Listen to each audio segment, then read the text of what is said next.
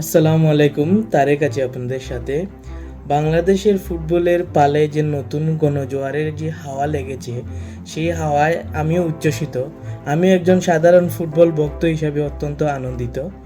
তবে তবে বাংলাদেশের ফুটবল ফেডারেশনের বর্তমান কিছু কার্যক্রম যেটা আমাকে অনেক বেশি ব্যথিত করেছে।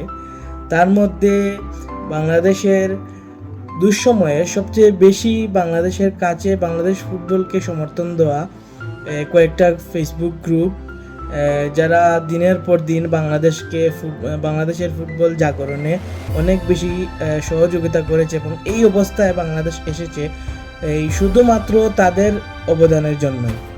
বাংলাদেশ ফুটবল ফেডারেশনকে তারা দুঃসময়ে সবচেয়ে বেশি চাপে রেখেছিল যখন সালাউদ্দিনের অধীনে বাংলাদেশ একটি দুর্নীতিগ্রস্ত ফুটবল ফেডারেশন হিসাবে পরিচিত ছিল।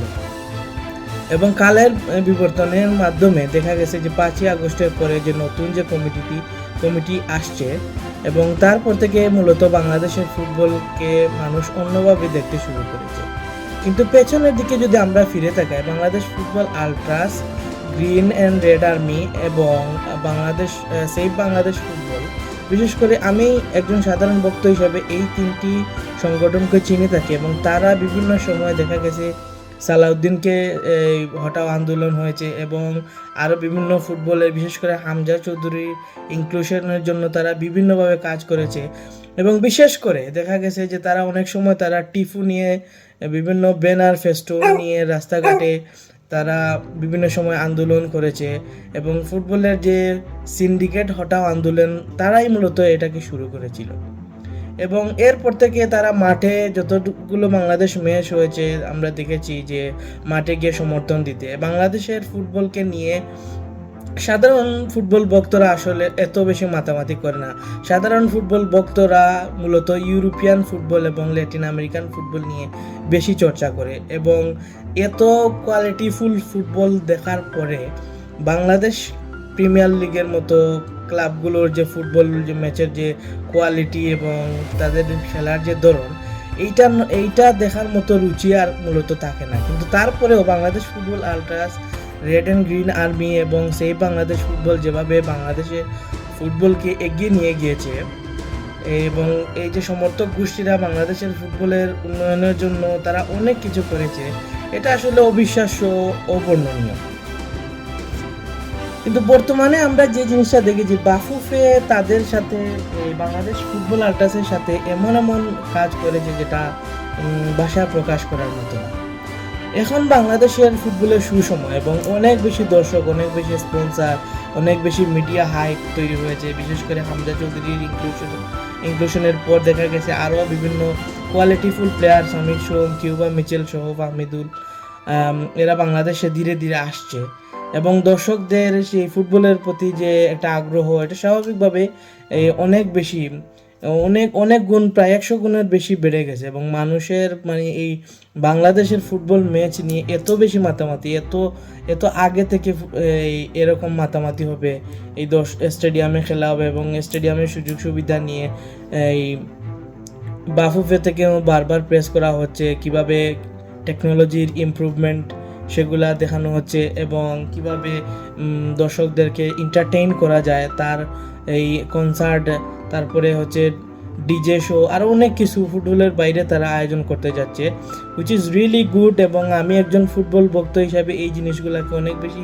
অ্যাপ্রিসিয়েট করি, এবং এটা অবশ্যই অনেক আনন্দের হতে যাচ্ছে বাংলাদেশ ফুটবলের কোটি সমর্থকদের জন্য।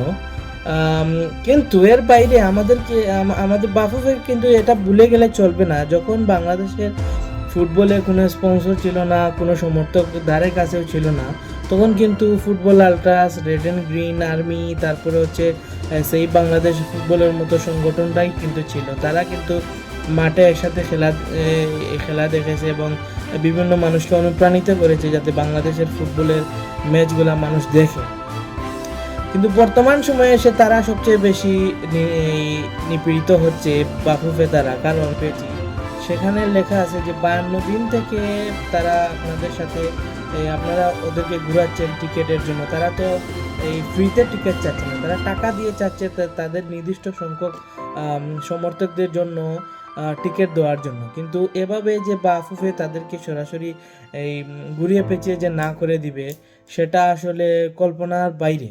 এবং তারা যে ফুটবলকে তারা যে এতদূর সমর্থন করে আসছে এবং এর মাধ্যমে বাংলাদেশের ফুটবলের যে জাগরণ হয়েছে এবং মানুষের এই প্রাণের মধ্যে যে ফুটবলের এই যে একটা বীজ তারা বপন করতে পেরেছে, সেটা কিন্তু বাফুফে ধীরে ধীরে নষ্ট করে দিচ্ছে। দেখুন, আমার কাছে 4টা কারণে হয়তো মনে হয়েছে যে এই সিন্ডিকেটের বিরুদ্ধে আন্দোলন হচ্ছে প্রথম রিজন। ফাহমিদুলকে নিয়ে যে আন্দোলন হয়েছে সেটারই একটা অংশ, যার কারণে বাফুফে এই ফুটবল আল্ট্রাসের উপর নারাজ।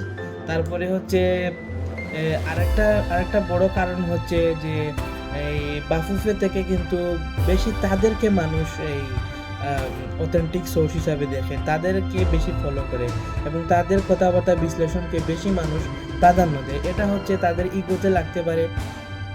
তৃতীয় যে জিনিসটা বাংলাদেশে অলওয়েজ হয়ে থাকে সেটা হচ্ছে যে বাংলাদেশের এই নোংরা পলিটিশিয়ানদের যে কাজগুলা এবং বায়াসনেস, তারা কিন্তু একটা বড় অংশ অবশ্যই বাংলাদেশের এই সমর্থকদের সিটগুলা তারাই কিন্তু দখল করে নিবে। এবং 4 নম্বর যে বিষয় সেটা হচ্ছে করাপশন। এটা আজ একদম তলানিতে আছে এবং সেটা আজীবনই থাকবে, কারণ টিকিট নিয়ে তারা বাণিজ্য করার জন্য মূলত এই টিকিটটা তারা সেল করছে না। এবং সেই সময় এমন সময় সেল করবে যেখানে এই 400 টাকার টিকিট দেখা যাচ্ছে 3000, 4000, 5000 টাকা পর্যন্ত সেল করবে। এবং এইটার জন্যই মূলত তারা এই ফুটবল আল্ট্রাসকে ডিনাই করেছে টিকিট দেওয়ার জন্য। তো আমি এটাই বলবো যে এটা একজন সাধারণ ফুটবল সমর্থক হিসেবে অবশ্যই এটা আমার জন্য কষ্টের, অত্যন্ত ক্ষুব্ধ আমি একজন সাধারণ ফুটবল সমর্থক হিসেবে। ধন্যবাদ।